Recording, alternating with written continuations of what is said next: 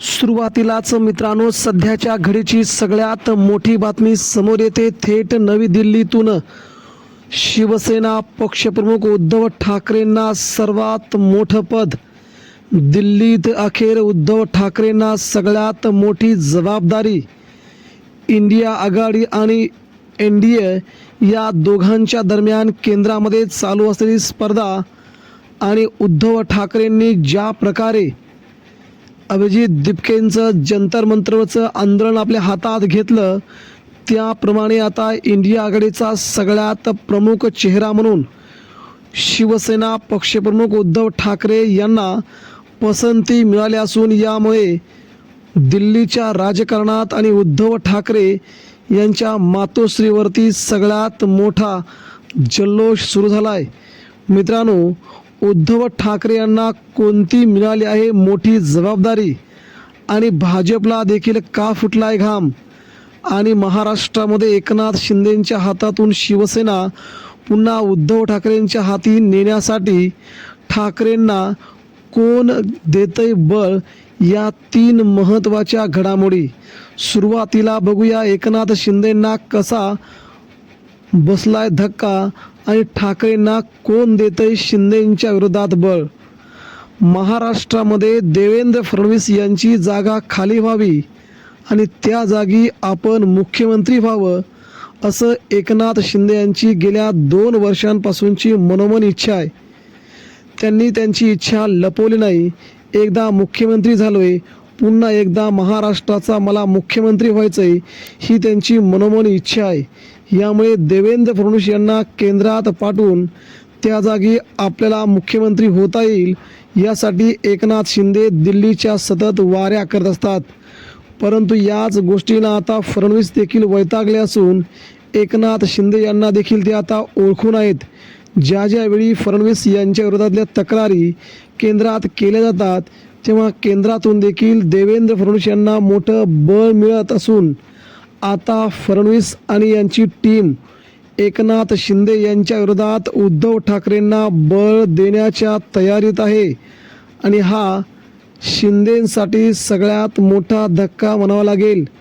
या दोघांच्या वादामध्ये ठाकरे बंधूंचं महाराष्ट्रात फावतंय, तर उद्धव ठाकरेंनी आणि राज ठाकरेंनी ज्या प्रकारे मुंबईसह दिल्लीमध्ये या युवकांच्या मोर्चाला जाणं टायमिंग साधलंय, इथूनच राज ठाकरे आणि उद्धव ठाकरे यांच्या पक्षाला नवसंजीवनी महाराष्ट्रात मिळाल्याचं चित्र यावरून मित्रांनो प्रथमदर्शनी जाणवतंय.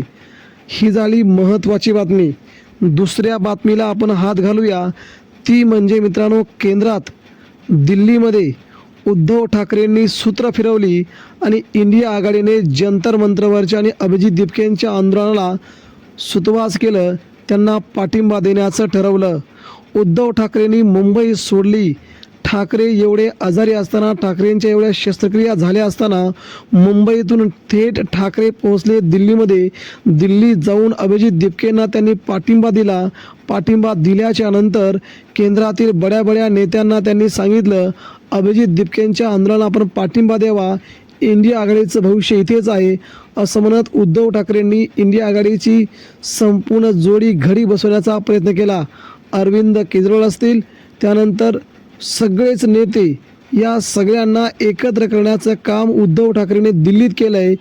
यामुळे भाजपच्या विरोधात दिल्लीमध्ये सर्वात मोठा तगडा नेता म्हणून आता उद्धव ठाकरेंचं नाव सर्वात प्रथम क्रमांकावरती असून ज्या प्रकारे भाजप व हिंदुत्वाला फसवते आहे, त्यापेक्षा उद्धव ठाकरेंचं हिंदुत्व भाजपपेक्षा कितीतरी पटीनं कडवट हिंदुत्व आहे आणि ठाकरेंचं हिंदुत्व हे देशाला आवडणारं आहे. भाजपचं हिंदुत्व देशाला आवडणारं नाही. त्यामुळे उद्धव ठाकरेंसारख्या नेत्याची आणि महाराष्ट्रासह देशभरामध्ये इंडिया आघाडीचा प्रमुख चेहरा म्हणून उद्धव ठाकरेंना पसंती देण्याची प्रक्रिया चालू झाली असून राहुल गांधी यांच्याप्रमाणेच आता उद्धव ठाकरे यांना इंडिया आघाडीचा प्रमुख चेहरा करण्याचे सुतोवाच सध्या केले जात आहे.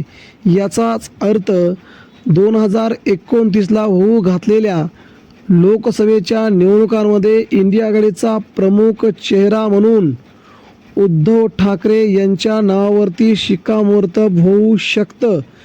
बऱ्याच प्रादेशिक पक्षांनी सध्या काँग्रेसने बाजूला राहून आगामी 2 वर्षामध्ये होऊ घातलेल्या लोकसभेच्या निवडणुकांमध्ये प्रादेशिक पक्षाचा एक बडा नेता केंद्रात द्यावा आणि त्याला पाठिंबा द्यावा अशी मागणी केली होती. आणि त्या मागणीलाच मित्रांनो, ठाकरेंचं हिंदुत्व हे भाजपला नमवणारं हिंदुत्व आहे.